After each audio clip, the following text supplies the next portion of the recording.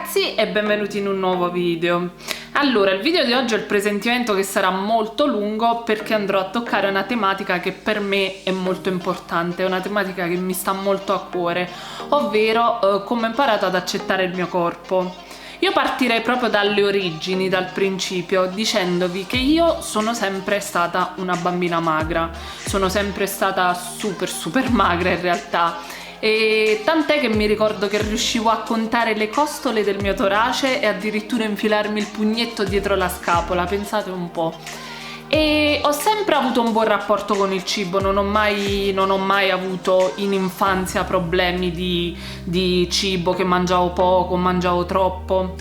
Sono sempre stata una bambina molto equilibrata. Detto questo, chiaramente c'è da dire che noi siamo cresciuti con questi stereotipi di modelle, attrici in TV perfette, con delle gambe chilometriche sode, senza pancia, con dei sederini alti, per cui magari per una bambina che diversamente da me poteva essere un po' più rotonda, un po' più in carne, era un problema. Diciamo che è sempre stato un problema perché non ci sono mai stati degli stereotipi, non ci sono mai state delle persone da idolatrare con delle fisionomie un po' diverse rispetto agli standard dell'immaginario comune.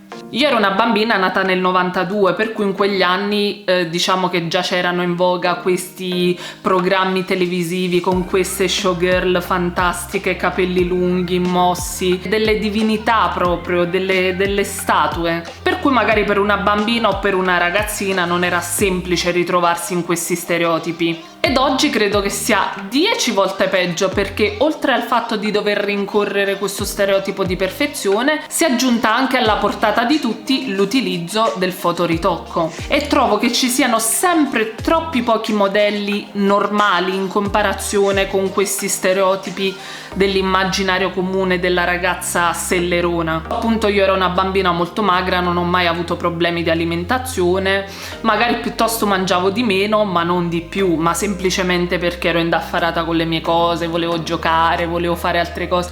Credo che questa cosa sia riscontrabile in molti bambini. In età adolescenziale ho iniziato poi anche a dare importanza a questi stereotipi, perché comunque crescendo queste tematiche sembrano toccarti giorno dopo giorno, sempre di più. Nonostante queste mie preoccupazioni e perplessità, devo dire che anche in età adolescenziale sono sempre stata una ragazzina, una teenager tranquilla sotto questo punto di vista. Mangiavo tutto con gusto e avevo dalla mia parte il fatto di avere una costituzione già buona di mio. Io ho iniziato a fumare all'incirca all'età di 14 anni, per cui ero molto piccola, e ho sempre fumato fino a quando non mi sono trasferita poi in Australia con Raffaele, e vi parlo del 2016. Il primo anno è stato molto tranquillo, nel senso che abbiamo effettuato il lavoro nelle farm, per cui eravamo molto attivi nonostante mangiassimo bene e male, direi, e abbiamo comunque avuto sempre un tenore di vita attivo in questo primo anno in Australia. Ci muovevamo molto, camminavamo molto, lavoravamo tanto, per cui i nostri fisici non hanno mai accusato dei seri problemi nonostante ci fossimo trasferiti in un altro continente, per cui la tipologia di cibo era diversa, anche proprio l'aria. Credo che tanti fattori comunque possono compromettere la salute del corpo. Trascorso questo primo anno io decido di smettere di fumare, perché dopo tutti questi anni di sigarette iniziavo a sentire che il mio corpo non ce la faceva più. Il mio respiro era sempre più pesante, non avevo più fiato, non riuscivo più a fare una rampa di scala. Se andavo in palestra e facevo il tapis roulant dovevo scendere dopo 5 minuti, non riuscivo più a correre, anche se portavo la busta della spesa, anche se portavo le buste della spesa non ce la facevo, arrivavo a casa che avevo il fiatone, per cui ho detto: ma scusa sigaretta, tu vuoi fregare a me? Io non te lo permetto, per cui ho deciso di eliminare le sigarette dalla mia vita, nonostante poi quando magari mi ritrovavo in circostanze, magari mi trovavo in gruppo con un'amica, con delle amiche, con più persone, se capitava che qualcuno fumava una sigaretta la fumavo anch'io, ma ho eliminato del tutto il fatto di acquistare il pacchetto, il fatto di fumare ogni giorno 20 sigarette. Mi capitava di fumare una sigaretta una volta a settimana, per cui ero molto soddisfatta di questo cambiamento nella mia vita. perché non era possibile che comunque un oggetto, una droga avesse dovuto prendere il sopravvento nella mia vita, non lo potevo accettare. In concomitanza ho iniziato ad avere una serie di problemi a livello li chiamerei problemi a livello psicologico per svariate motivazioni che tuttora porto con me, per cui da allora ho iniziato ad ingrassare in maniera abbastanza repentina e lo sbaglio più grande che ho fatto è stato quello di non parlarne né con la mia famiglia né con le mie amiche più strette né con nessun tipo di affetto, perché io devo dire che sono stata una ragazza abbastanza precoce. Ho iniziato ad avere la mia indipendenza all'età di 13-14 anni, per cui mi sono sempre sentita invincibile sotto tanti punti di vista. Però su questa cosa non lo ero affatto, però è come se non volevo sconfiggere la me stessa che mi diceva no, tu sei più forte di tutto questo, per cui non puoi dare la soddisfazione alle altre persone di capire che hai bisogno di aiuto, che ti trovi in difficoltà. Per cui appunto lo sbaglio più grande è stato quello di non condividere i miei problemi, i miei momenti di disagio con delle persone che al tempo mi avrebbero potuto aiutare. Per cui sono iniziata ad ingrassare di molto. Il mio peso era all'incirca di 60 kg, io sono alta 1,74 m da sempre e diciamo che più o meno sono sempre stata intorno ai 60 kg, magari dei mesi 58, dei mesi 61, per cui mi sono ritrovata ad avere un peso di 72 kg per 1,74 m di ragazza, chili che tutt'oggi ho, non li ho mai persi, per cui al tempo questa cosa mi iniziò a far stare realmente male, proprio a livello psicologico. Io mi sentivo una nullità, mi sentivo che qualsiasi cosa indossavo non mi stava bene, non mi sentivo più desiderata dal mio uomo, non mi sentivo mai bella, non mi sentivo mai all'altezza di niente, sentivo sempre che dovevo mettermi a paragone con le altre per sentirmi meglio. Ad esempio, se una ragazza un po' più in carne pubblicava una foto, io subito dovevo farla vedere a Raffaele e dire oh, guarda com'è bella questa ragazza, vedi anche il mio corpo non è così male nonostante io abbia preso dei chili. E il fatto che Raffaele è un ex sportivo abbastanza anche tuttora e diciamo abbastanza salutista, non ha mai giovato a mio favore, perché chiaramente trovandoti accanto una persona che ha un tenore di vita molto sano e il tuo magari non è dei migliori, iniziano a sorgere dei problemi, chiaramente, perché poi non ti senti mai all'altezza di stare accanto a quella persona, anche se magari Raffaele a me diceva che ero bellissima, che non dovevo farmi tutte queste paranoie mentali. Il problema principale io ce l'avevo con me stessa. Da allora quindi decidemmo di iniziare ad avere un tenore di vita un po' più sano, decidemmo che dovevamo eliminare del tutto i fritti dalla nostra vita, decidemmo di eliminare del tutto le bevande gassate dalla nostra vita, tutta una serie di accortezze per poter tornare a uno stato di salute abbastanza tranquillo, abbastanza healthy. Iniziamo questo percorso, però i miei chili non vanno comunque via, perché iniziò anche nel contempo a diventare pigra. Nonostante avessimo sistemato il lato alimentazione, comunque io nel contempo mi sentivo molto impigrita, non mi andava più di andare in palestra, avevo questo rigetto per lo sport, anche magari andare a fare una lunga passeggiata per me diventava un peso, sbuffavo, dicevo no, non mi va, magari tra qualche giorno mi devono venire le mie cose, per cui non mi sento bene, trovavo sempre mille scuse per non fare nessun tipo di attività, e il che tutto chiaramente accompagnato da questo contorno del mio stato psicologico non al top, chiaramente. E quindi la situazione era diventata abbastanza ingestibile in generale. Quando poi mi sono resa conto che queste sciocchezze non potevano avere la meglio sulla mia persona, sulla mia salute e sulla mia mente, decisi che non era più il caso di continuare così. Per cui, per quanto mi riguarda, da allora ho sempre cercato di fare anche il minimo indispensabile per potermi mantenere in forma, però l'ho sempre fatto. Facciamo comunque delle passeggiate, la nostra alimentazione è molto varia, abbiamo eliminato tutte le cose che potrebbero farci male e quindi a livello di stile di vita sento che comunque stiamo andando su una linea giusta. E chiaramente ho anche iniziato a fare un percorso psicologico al riguardo. Non era assolutamente possibile che la mia felicità dovesse dipendere da una bilancia, per cui mi sono resa conto che l'apice proprio della tristezza più assoluta l'ho toccato quando mi sono resa conto che ogni fotografia che qualsiasi persona mi scattava doveva passare al fotoritocco. Io dovevo ritoccare tutte le fotografie che mi venivano scattate se dovevano essere poi pubblicate, e allora ho detto no, questo qui non va bene,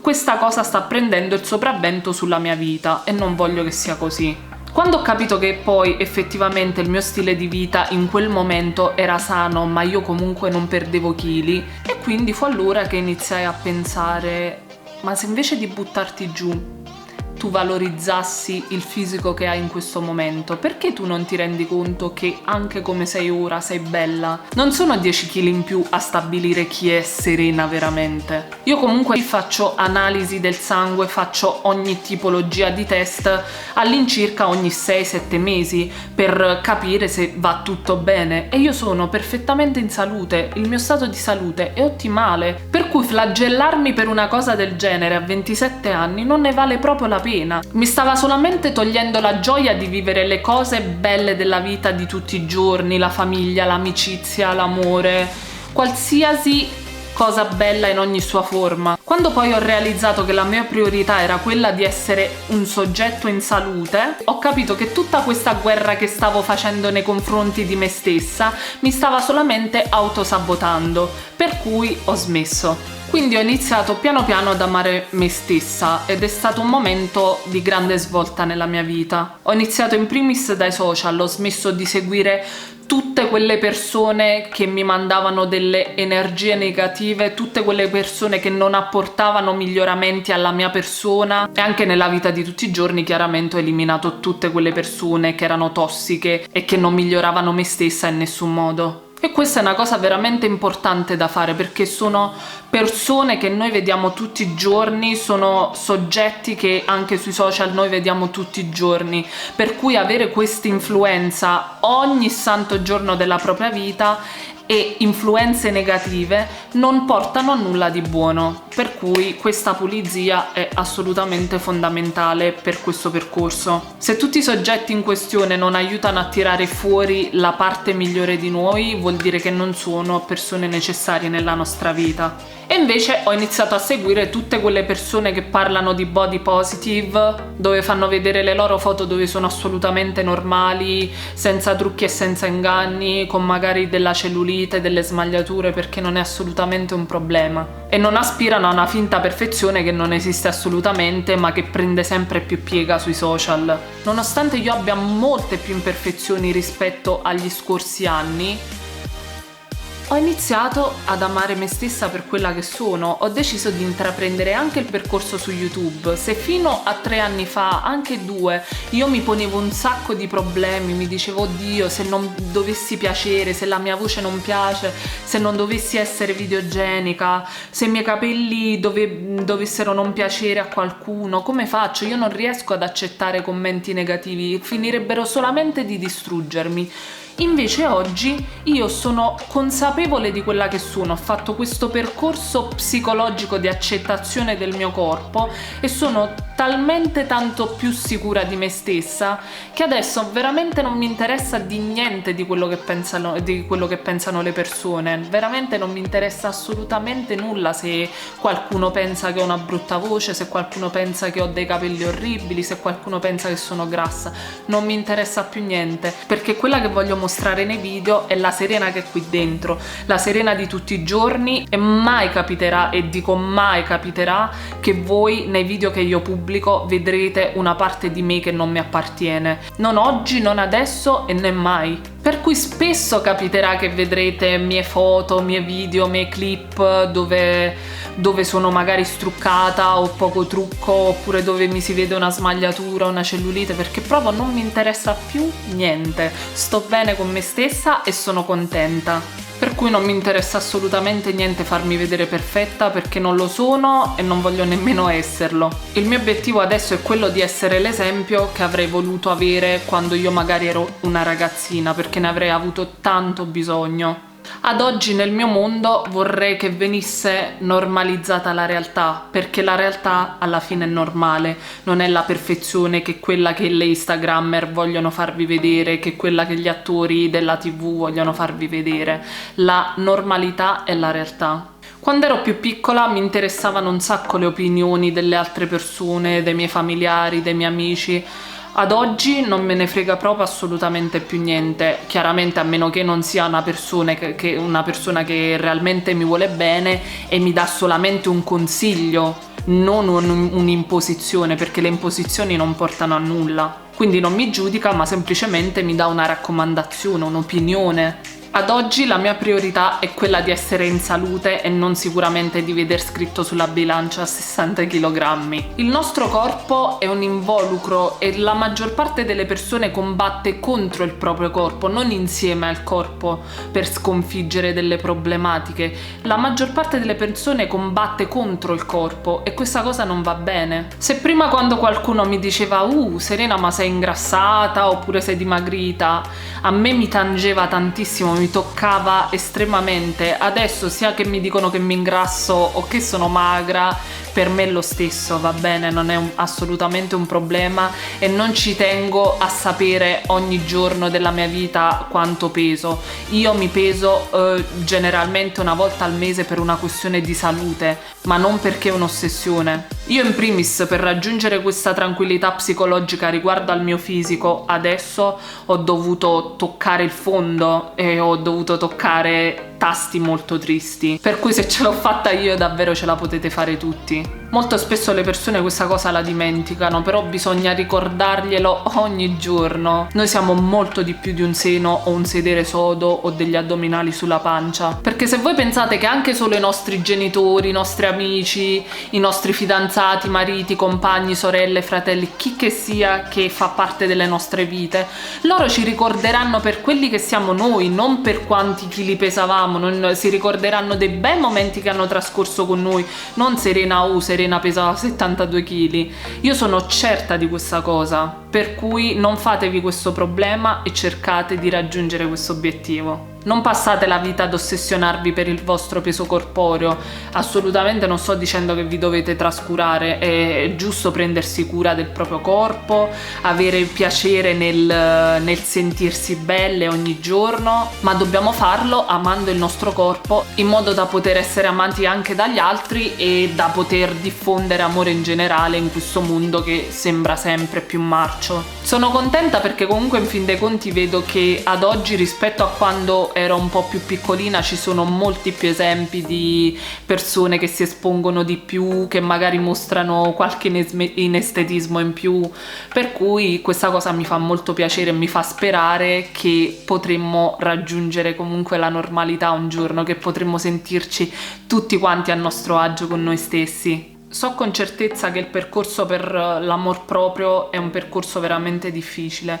però ripeto, io ce l'ho fatta e spero che come me tanti di voi riusciranno a farcela, perché sono sicura che ci sono tante persone che magari guardando questo video o altri video simili a questo capiranno che non siamo soli, che ci sono molte persone come noi che pensano queste cose, che hanno speranza nel futuro e che sperano sempre in un mondo migliore. E come ultimo appello per chiudere voglio dire che bisogna smettere di associare la felicità al peso della bilancia. Ricordatevi che nessuno è perfetto, ragazzi, sono proprio le nostre imperfezioni a renderci particolari.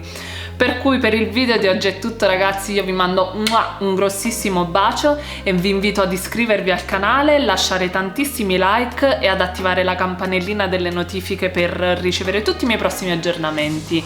Noi ci vediamo in un prossimo video, ciao!